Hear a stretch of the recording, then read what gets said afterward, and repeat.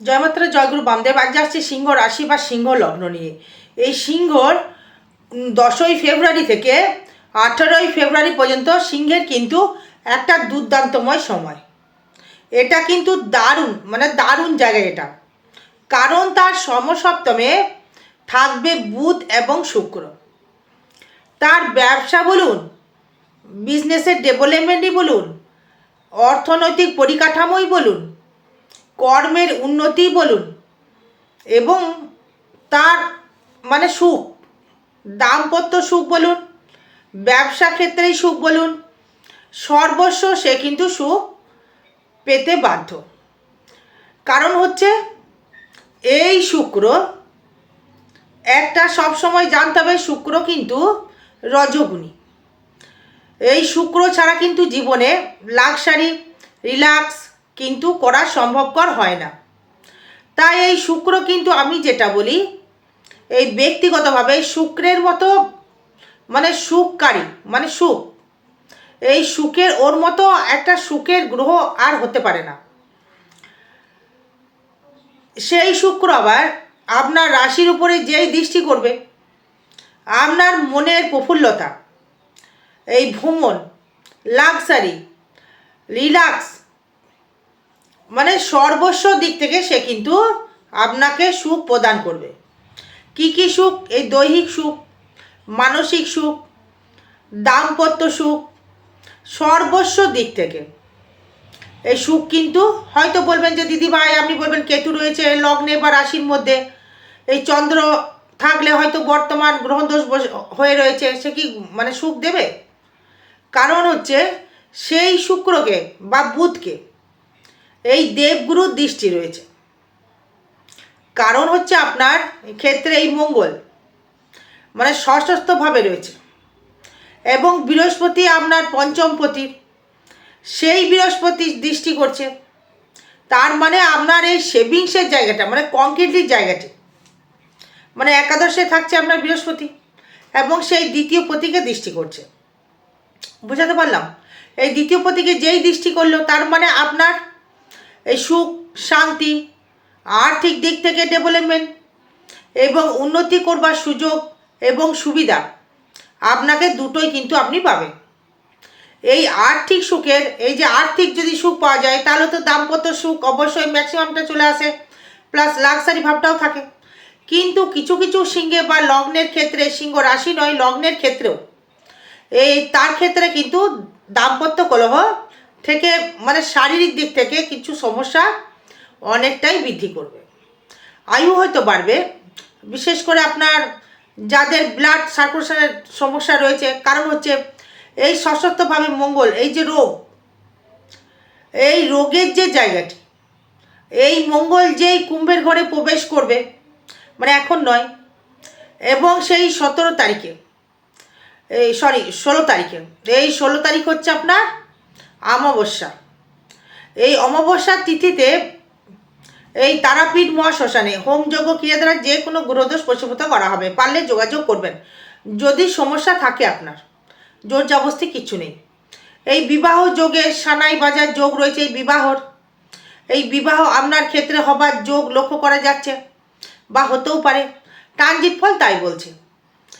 এবার আসবো হচ্ছে আমি সব থেকে যেটা ভালো ভাইটাল জায়গা নিয়ে, এই অর্থনৈতিক পরিকাঠামোটা কেমন যাবে, এই অর্থ এবং মেন্টালটাই বা কেমন যাবে। এই অর্থভাব শুভ, মানে কর্মভাবটা যেমন শুভ দেবে, তেমন অর্থভাবটা অবশ্যই শুভ দেবে। কর্ম প্লাস ভাগ্য ইজুকাল টু ফল। কারণ হচ্ছে আপনার এই সেই শনিদেব কিন্তু অষ্টমে বর্তমান রয়েছে, তার মানে বর্তমানে অষ্টমে রয়েছে, তার মানে শনি দৃষ্টি করছে আপনার দশমকে, দৃষ্টি করছে আপনার ধনস্থানকে, দৃষ্টি করছে পঞ্চমকে, এবং সেই সুবাদে এই শুক্র আবার একটা ভালো জায়গায় একটা সংযোগ কার সঙ্গে রয়েছে? রাহুকে নিয়ে। বুধ রাহু শুক্র একত্রিত, মানে সপ্তমে, মানে ব্যবসা করে কিন্তু দারুণভাবে একটা অর্থনৈতিক পরিকাঠামো বৃদ্ধি করবেন। কি কি বিজনেস করলে আপনি ডেভেলপমেন্ট করতে পারবেন, বা যারা মাধ্যমিক পরীক্ষা দিচ্ছে তাদের রেজাল্টটা কেমন হবে? অবশ্যই করে রেজাল্ট তাদের ভালো হবে। এক্সাম অবশ্যই করে তাদের ভালো হবে। এক্সাম কেন এক্সাম ভালো হবে? কারণ হচ্ছে পঞ্চম ভাব, মানে এই যে মেধা, আপনি যে পড়বেন সে তার জ্ঞানটা কে দেবে? বৃহস্পতি দেবে। বিদ্যায় জ্ঞানকারক গ্রহ হচ্ছে বৃহস্পতি। এই বৃহস্পতি দেবে, সেই বুধকেও আবার দৃষ্টি করছে। তার মানে দ্বিতীয় পতি পাওয়াকে, মানে বৃহস্পতি কিন্তু থাকছে একাদশে, মানে হচ্ছে আপনার ক্ষেত্রে যে আর্নিং করবার জায়গাটা, এই সুযোগ সুবিধা, সে কিন্তু আপনার থেকে একটা শুভ যোগে কিন্তু বাতাবরণ বয়ে আনতে চলেছে। সেই কারণেই আপনার ক্ষেত্রে উন্নতির একটা শিখরে পৌঁছানোর জন্যে আপনাকে ডেভেলপমেন্ট কিন্তু করবেই। এবার দেখুন, আপনার যদি পঞ্চম ভাব যদি পাওয়ারফুল হয়, আপনার ব্যক্তিগত ইনকাম মানে স্থাবর নয়, মানে অস্থাবর রোজগার, একটা পুরুষের ক্ষেত্রে বা মহিলার ক্ষেত্রে যারই হোক না কেন একটা অস্থাবর ইনকামটা দরকার। নিজস্ব ব্যক্তিগত রোজগার, বা বাবাকে দিল মাকে দিল সেটা দেখে লাভ নেই। এই সন্তান সুখে সুখী হতে পারবেন। এই সন্তান নিয়ে যে টেনশনে ছিলেন, এবার টেনশন থেকে কিছুটা আপনি মুক্তি লাভ করতে পারবেন। কেন? কারণ হচ্ছে আপনার এই সপ্তম, মানে মানুষের যে শান্তির জায়গাটা পাবে। এই তৃতীয় ভাব দেখুন, যোগাযোগ স্থাপনটা ভালো হবে। আপনাকে মানুষ চিনবে, জানবে, নাম যশ প্রতিপত্তি বৃদ্ধি করবে। এবং আপনার কিছু কিছু রাশির ক্ষেত্রে, কিছু কিছু সিংহের ক্ষেত্রে বলছি, এই শরীরের দিকে কিন্তু খুব নজর রাখতে হবে। মানে এখনও কিন্তু নজরটা রাখতে হবে, কারণ হচ্ছে এই শনি রয়েছে অষ্টমে, এই অষ্টমপতি রয়েছে আবার একাদশে। মানে শরীর দিকে নজর রাখতে হবে। একটাই কথা, মঙ্গলটি না এই মকরে বসে তুঙ্গি হয়েছে ঠিকই, কিন্তু আপনার ভাবে পড়ে যাচ্ছে ষষ্ঠে। যারা ঘর বাড়ির পেছনে ব্যয় করতে চেয়েছেন, বা ডাক্তারের পেছনে আপনি কিন্তু ব্যয় করেছেন, বা ঘরের পেছনেও কিন্তু আপনাকে ব্যয় করতে হবে। সে আপনার সন্তানের পেছনেই হোক, গৃহলাভ করার জন্যই হোক, বা আপনার কন্যা সন্তানের বিবাহই বলুন, কন্যা বা পুত্র সন্তানের বিবাহই বলুন, এই শুভযোগ শুভ সিস্টেমটি একটা জায়গা আপনার ক্ষেত্রে সৃষ্টি করছে।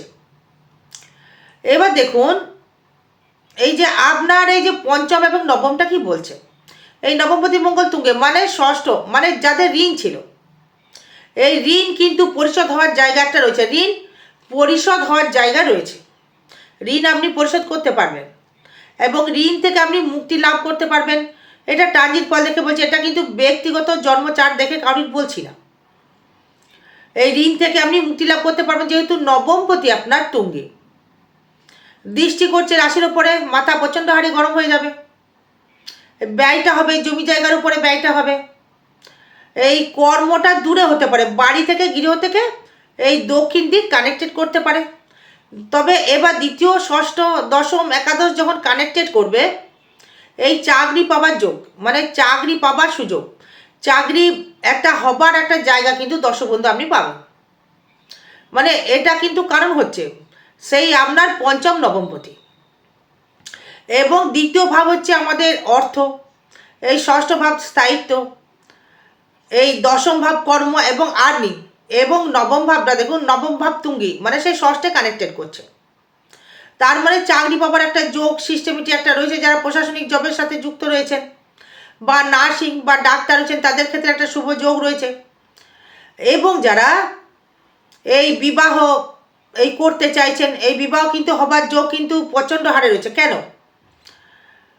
আরে বিবাহ হতে গেলে তো মঙ্গলকে প্রয়োজন, তবেই তো মঙ্গল যোগ তৈরি করবে।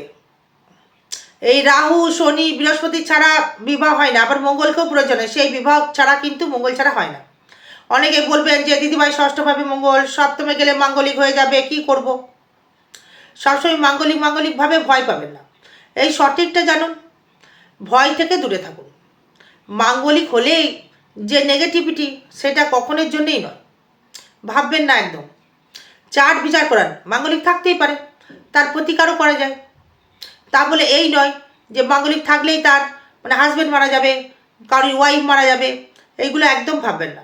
যে কোটা প্রশাসনিক নারী বলুন জব করছেন, যে কোটা নার্সিং করছেন, যে কোটাই নারী আপনার মানে সৈনিক দুঃসাহসিক কর্ম করছে, সেগুলোই কিন্তু মঙ্গলের দ্বারাই সম্ভব।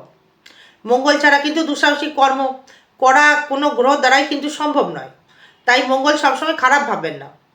এই মঙ্গল আছে বলেই আপনার শরীরের ইমিউনিটি পাওয়ার ক্ষমতা জোর দেখাতে পারছেন আপনি। মঙ্গলকে প্রয়োজন দুঃসাহসিক কর্ম, বড় বড় সার্জেন সবকটাই কিন্তু মাঙ্গলিক, আমি দেখিয়ে দেবো, প্রচুর চার্ট দেখেছি।